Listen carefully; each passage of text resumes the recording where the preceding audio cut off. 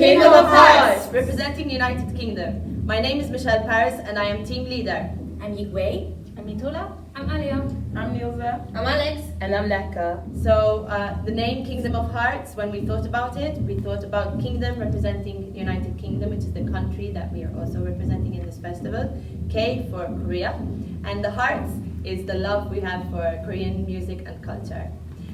We got together through a meeting at the K-pop Academy in London, organized by the KCC UK. We all completed a program in K-pop covering culture and music and dance and traditional arts in Korea.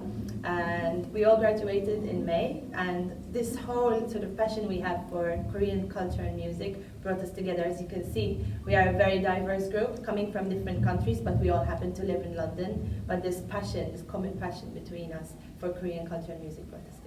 It was an opportunity we couldn't miss, one because it's also linked with our passion, but also it was going to be an opportunity for some of us to visit Korea for the first time, and also have a unique opportunity to train with a professional mentor, in our case a Minyo performer, and also learn about not just the art itself, but the history behind it, the culture, the cultural identity of the region and the people that also are involved in this type of art, and how the music developed and reflected this lifestyle and tradition. This is not something you can just open a book and learn, so you can learn a lot more from an actual person that grew up in that tradition.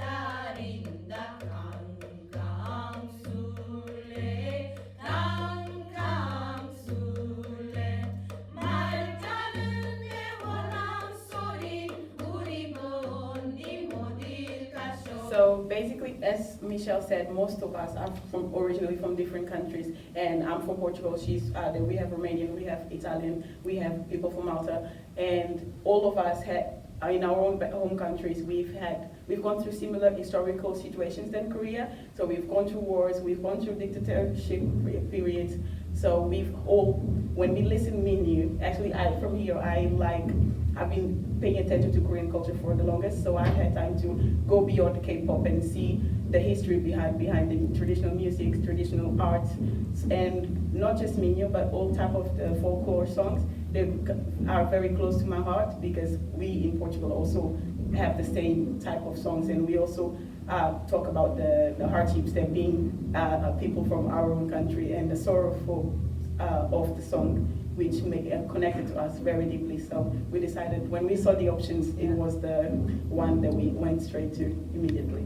So Minyo is one type of folklore song, traditional song you could say. It differs from region to region across the country, and it basically explains and portrays the hardships and the passions of people that went through a lot to get where they are today. So it talks about good and bad parts of their history and tries to put that into words so other people, when they listen, they can share and see a bit of what it is to be a Korean person, so they can understand better of who they are as a people, not just one person, but as a group of people that live in the same place, that went through the same things, and so they can share that. I guess the difficulties for us was learning a whole new song. For many of us, we didn't know Minyo before, so we literally got one of the songs like 3 days before we started the program. So learning that, so like most of us aren't like fluent Korean speakers, so learning the Hangul, learning how to speak it, learning how to pronounce it, and then learning the tune on top of it, all in the space of like 4 days, is definitely the most difficult part about it. But it has been enjoyable because, again, like we haven't done it before, so learning something new is definitely like an experience.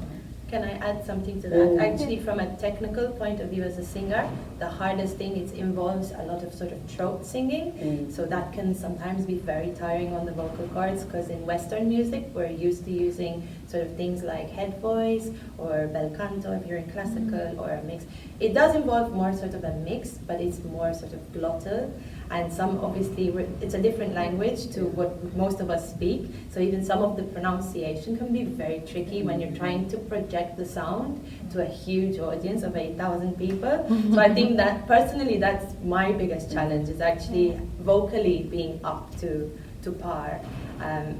when it comes to projecting the sound. I think that was one of the hardest things. But one of the most enjoyable things is actually learning a new style of writing music.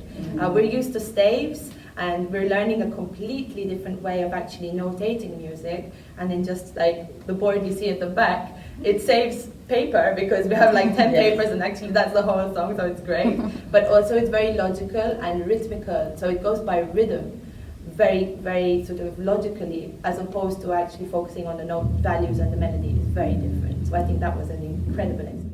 I think most of us came here with no expectation. Yeah. Well, if I wanted to say, I think most of us came here with a bit of like, kind of like fear, because we didn't know anything about Minyo to begin with, and we didn't know the language as well. I mean, only one of us speak fluent Korean, kind of, and the rest of us are kind of like half-baked. So I think that was what we were expecting it to be really difficult, but it turned out to be quite enjoyable. To be honest, I even missed the first day, and the rest of them were here since the first day, so I had to catch up in the second day. And because like my teammates were around and they could help me with the melody and with the tempo, like she said, it was logical. So I think we did pretty well. Pretty well. Yeah, we did pretty well. You're doing really good. It exceeded our expectations because even if we did a little bit of research about Pansori and Minyo and the differences, it's totally different when you meet the mentor and hear it firsthand from someone who's been doing it professionally. They can give you a completely different aspect. And I mean, she's amazing. She's like one of the best teachers I've ever had in my music studies. So it was really, I think for me, it exceeded my expectations.